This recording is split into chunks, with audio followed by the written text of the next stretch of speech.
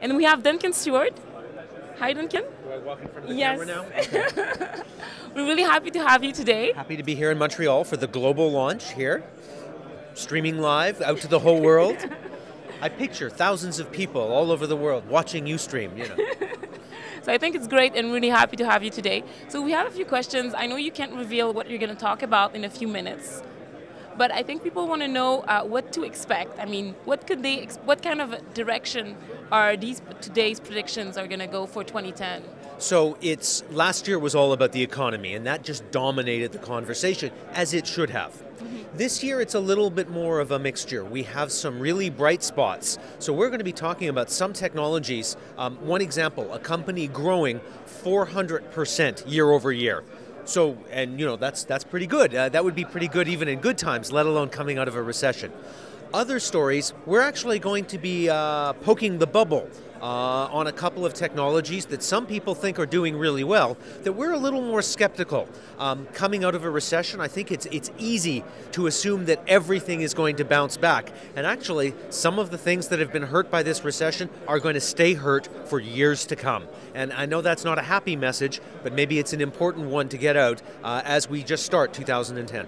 Okay, that's really interesting. So we really must listen to what's going to happen, so it's going to help all enterprises, even though looking at us online, to help to know how to frame the future. That's right.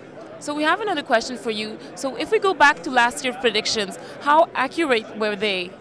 Well, of course, the ones I wrote were all perfect. No. On average, we score ourselves pretty hard. So if we say something's going to come true, and it almost entirely comes true, we still only give ourselves 50%. So that's actually pretty hard, right? A lot of people say, we predicted this would happen, and one of them happened somewhere in the world, and therefore I was right. We don't do that. But based on that very tough scoring criteria, about 67% of last year's predictions came almost entirely true.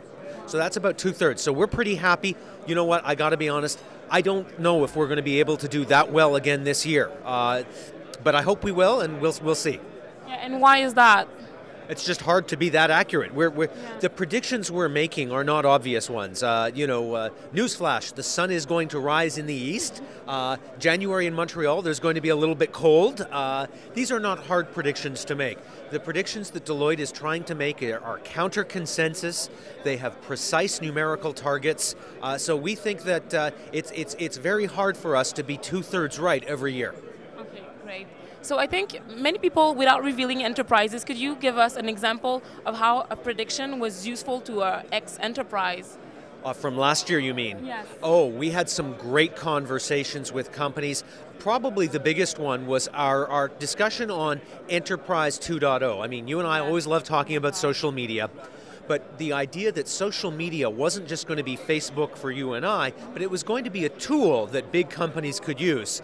And of course, one of the case studies that I used over and over was Deloitte's use of social media at our Montreal predictions last year. And look, here we are doing it again. But that one was huge, and I'm willing to name names on this one. So I have had conversations with governments in Canada, at the federal and provincial level. Large corporations are using this sort of technology. Software companies like OpenText. On the other hand, service providers like Bell Canada are very interested in social media.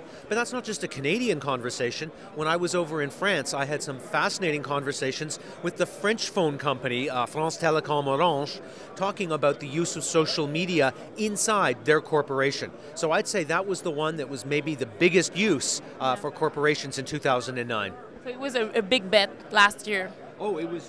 The other one was netbooks. We were out there early in the year predicting that netbooks were going to be a real thing, a real phenomena, and that a lot of companies, a lot of clients of Deloitte, were so surprised to hear that, because they had dismissed them as toys, that they went out and they actually did a lot of work on the netbooks, and a lot of enterprises not went all the way to netbook, but bought some netbooks for some of their employees. Okay, that's interesting. So to give some background to the people online, not everybody knows how these predictions are made, and why are our predictions different than other people's or other companies' predictions? What is different about Deloitte's predictions? Well, first of all, it isn't just one guy. I don't just go off to a room and write some stuff down on the back of a napkin. There's a team of us who produce these. We are led by Paul Lee in the United Kingdom, and myself, but we have other people throughout the world, in the United States, all over. Then it's reviewed by 6,000 Deloitte TMT partners worldwide. That really gives it a lot of rigor. We talk to CEOs, some of the leading companies in this space over the last year, help generate these predictions. So we think it's much more robust. But as I also said, it's counter-consensus. We try to be myth busters. I've got a slide talking about that later today. We also give a bottom line to each prediction, and I think that helps a lot. So all in all, it's something that we try to differentiate. They are in more depth, they're in a short time frame, and they go through a rigorous process. Okay, so if I understand this well, we have the team, every prediction has recommendations. Each one has a bottom line.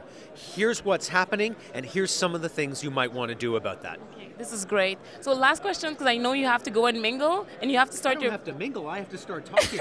Okay, so I'm going to hurry up. This year we have 22 predictions. Last year we had 30. Why? Oh, what we did is we tried focusing. Last year we had so many comments that we love your smart grid prediction, but it's a little short. Isn't there more you could have said about that? And so we thought, let's focus more on the quality and the depth of the predictions. And you know what, next year, maybe we'll have 26. It's somewhere between 20 and 30. So the reason we have 22 this year was a desire to drill down in depth on what we thought were the key business issues of today. Okay. Thank you so much, Duncan. Thank you, and we're going to come back with Duncan later after the show so we can ask the questions. Thank you.